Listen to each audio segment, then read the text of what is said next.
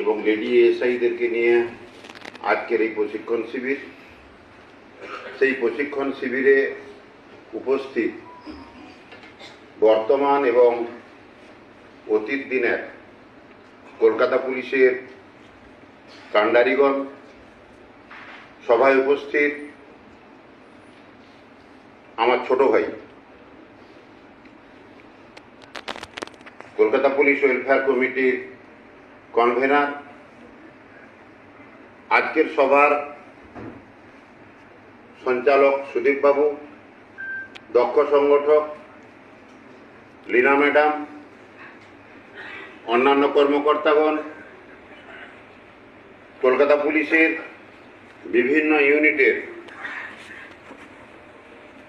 দক্ষ কর্মকর্তাগণ, যারা বিভিন্ন ইউনিটে দক্ষতার সঙ্গে কলকাতা পুলিশ ওয়েলফেয়ার কমিটিকে নেতৃত্ব দিচ্ছেন, সর্বোপরি যাদের জন্য আজকের এই প্রশিক্ষণ শিবির, সেই আমাদের সহকর্মী এএসআই এবং লেডি এএসআই যারা আছেন, তাদের সবাইকে পশ্চিমবঙ্গ পুলিশ ওয়েলফেয়ার কমিটির পক্ষ থেকে শুভেচ্ছা জানাই। আপনাদের মঙ্গল কামনা করি, মঙ্গলময়ের কাছে প্রার্থনা করি আপনাদের মঙ্গল হোক, আপনাদের সাংসারিক জীবন, আপনাদের পারিবারিক জীবন, আপনাদের কর্মজীবন সুখের হোক। আজকে এই মুহূর্তে উপস্থিত না থেকেও যার উপস্থিতি আপনারা আমরা সবাই অনুভব করছি, আমাদের অভিভাবক, যার মস্তিষ্ক প্রসূত এই পশ্চিমবঙ্গ পুলিশ ওয়েলফেয়ার কমিটি এবং কলকাতা পুলিশ ওয়েলফেয়ার কমিটি, যার নেতৃত্বে সমস্ত পুলিশ কর্মী, সহযোগী পুলিশ কর্মী, অবসরপ্রাপ্ত পুলিশ কর্মী এবং তাদের প্রত্যেকের পরিবার একটা আশার আলো দেখতে পেয়েছে, মাথা উঁচু করে বাঁচার স্বপ্ন দেখতে শুরু করেছে। সেই আমাদের প্রিয় অভিভাবক, আমার নেতা, আপনাদের নেতা, আমাদের রাজ্যের মুখ্যমন্ত্রী শ্রীমতী মমতা বন্দ্যোপাধ্যায়ের আশীর্বাদ ধন্য শ্রী শান্তনু সিনহা বিশ্বাস, কোঅর্ডিনেটর কলকাতা পুলিশ এবং পশ্চিমবঙ্গ পুলিশ ওয়েলফেয়ার কমিটি। আপনাদের কাছ থেকে আমি শিক্ষা নিয়ে যাই, সেই শিক্ষা আমি সারা পশ্চিমবঙ্গ পুলিশে, সাগর থেকে পাহাড়, বাংলাদেশ সীমান্ত থেকে বিহার সীমান্ত, উড়িষ্যা সীমান্ত, ঝাড়খণ্ড সীমান্ত থেকে নেপাল সীমান্ত পর্যন্ত পৌঁছে দেওয়ার চেষ্টা করি। আজকে যদি আমি আসার সুযোগ না পেতাম, যদি আপনারা আমাদেরকে না সুযোগ করে দিতেন, আজকের এই এত বড় একটা শিক্ষা থেকে আমি হয়তো বঞ্চিত থাকতাম বা আমার বেঙ্গল পুলিশ বঞ্চিত থাকতো। আমরা জানতাম ওয়েলফেয়ার কমিটি পশ্চিমবঙ্গ পুলিশ বা কলকাতা পুলিশের যারা নেতৃত্ব দেয়, পুলিশ কর্মী, সহযোগী পুলিশ কর্মী, তাদের পরিবার, অবসরপ্রাপ্ত পুলিশ কর্মচারীদের চিকিৎসা, বেতন ভাতা, অন্যান্য সুযোগ সুবিধা, পোশাক পরিচ্ছদ, অন্যান্য সুযোগ সুবিধা নিয়ে ব্যস্ত থাকে, কাজকর্ম তাদের সীমাবদ্ধ রাখে। কিন্তু যে বিষয়ের উপর আপনাদের আজকের এই সেমিনার বা আলোচনা সভা বা ক্লাস যে ভাষাতেই বলুন, এটা আমাকে কিন্তু একটা নতুন শিক্ষা দিল যে কলকাতা পুলিশ ওয়েলফেয়ার কমিটি ভাবতে পেরেছে যে আমাদের কলকাতা পুলিশে যে সমস্ত এএসআই এবং লেডি এএসআইরা কাজ করেন, তাদেরকে কি করে আরো দক্ষ করা যাবে, তারা তাদের কর্মক্ষেত্রে আরো কিভাবে সুচারুভাবে কাজটাকে পরিচালনা করতে পারবেন। যে উদ্দেশ্য নিয়ে পুলিশ কর্মচারীরা আমাদের বাহিনীতে আসেন, সাধারণ মানুষের সেবা এবং রাজ্যের আইন শৃঙ্খলা রক্ষা, মানুষের সেবা, পশ্চিমবঙ্গের প্রশাসনকে, কলকাতা পুলিশের প্রশাসনকে আরো শক্তিশালী কিভাবে করা যায়, তার জন্য আমার মনে হয় আজকের এই উদ্যোগ। এবং আপনারা এমন একটা আজকে হ্যান্ডবুক পাচ্ছেন, এটা আপনাদের কাছে যারা এএসআই বা লেডি এএসআই, আপনাদের কাছে এটা গীতার মতো, বাইবেলের মতো বা কোরআনের মতো কাজে লাগবে। যখন কাজ করবেন তখন আপনারা কিন্তু বুঝতে পারবেন।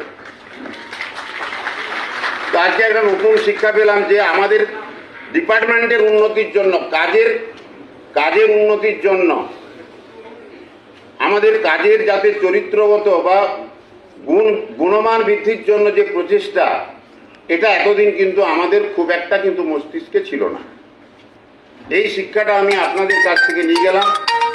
জানি না আমি আমার কর্মজীবনে এটা সারা পশ্চিমবঙ্গের বিভিন্ন রাজ্য থেকে, জেলা থেকে লোকজন আসেন, তাদের কাছে আপনাদের কাছ থেকে যে শিক্ষাটা নিয়ে গেলাম সেটা আমি কাজে লাগানোর চেষ্টা করব।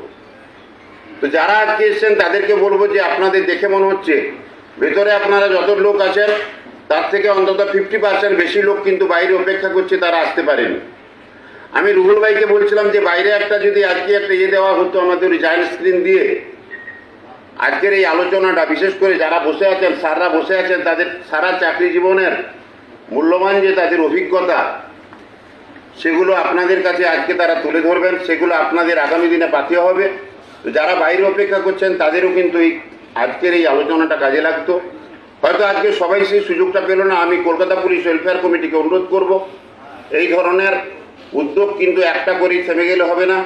প্রত্যেক বছর যদি আমরা একটা একটা করে করতে পারি পশ্চিমবঙ্গ পুলিশ এবং কলকাতা পুলিশ, তাহলে রাজ্যের মুখ্যমন্ত্রী, রাজ্যের পুলিশ মন্ত্রী পুলিশকে যেভাবে সাধারণ মানুষের কাছে পৌঁছে দেওয়ার চেষ্টা করছেন, তাতে আমরা সফল হব।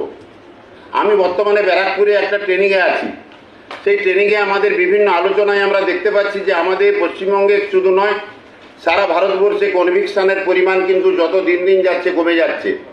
যদিও সুখের বিষয়, আমাদের রাজ্যের মুখ্যমন্ত্রী মমতা বন্দ্যোপাধ্যায় দায়িত্ব নেওয়ার পর পশ্চিমবঙ্গের কনভিকশনের সংখ্যা কিন্তু বেশ কিছুটা বেড়েছে, কিন্তু সেটাও কিন্তু যথেষ্ট নয়। এই ধরনের ট্রেনিং, এই ধরনের প্রশিক্ষণ সমাজের অশুভ শক্তিকে বিনাশ করার জন্য, যারা আমাদের সমাজে বিনাশ করার জন্য, যারা আমাদের সমাজের ক্ষতি করছে, যাদের জন্য পুলিশ তাদের ক্ষতি করছে, তাদের কাছে এই সাহারা হিসাবে দাঁড়াবে এই আশা আমি রাখি। এই সম্মেলনের সর্বাঙ্গীন সফলতা কামনা করি। সফল তো হয়েই গেছে, সফলতা করার আর কোনো প্রশ্ন নেই, সফল হয়ে গেছে।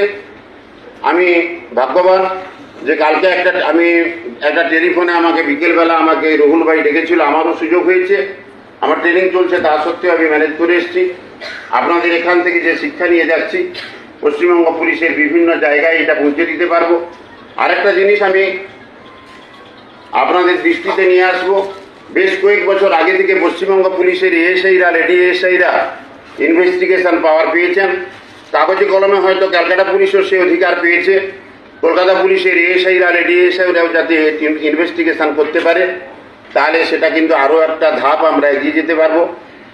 এই কথা বলে আপনাদের সবাই মঙ্গল কামনা করে সম্মেলন যাদের মস্তিষ্কে প্রস্তুত, বিশেষ করে আমাদের শান্তনুবাবু, তাকে আমি তার এই দূরদৃষ্টির জন্য কৃতজ্ঞতা জানাচ্ছি এবং তার অনুপস্থিতিতে আপনাদের কাছে কথা দিচ্ছি, তার নেতৃত্বে শুধু চাকরি জীবনে নয়, চাকরির পরেও যদি কোনোভাবে তার কাছে বা আপনাদের সকলের কাছে, পশ্চিমবঙ্গ পুলিশের কাছে দাঁড়ানো সম্ভব হয়, আমি দাঁড়াবো আমার জীবনের শেষ রক্তবিন্দু দিয়ে। নমস্কার, ধন্যবাদ।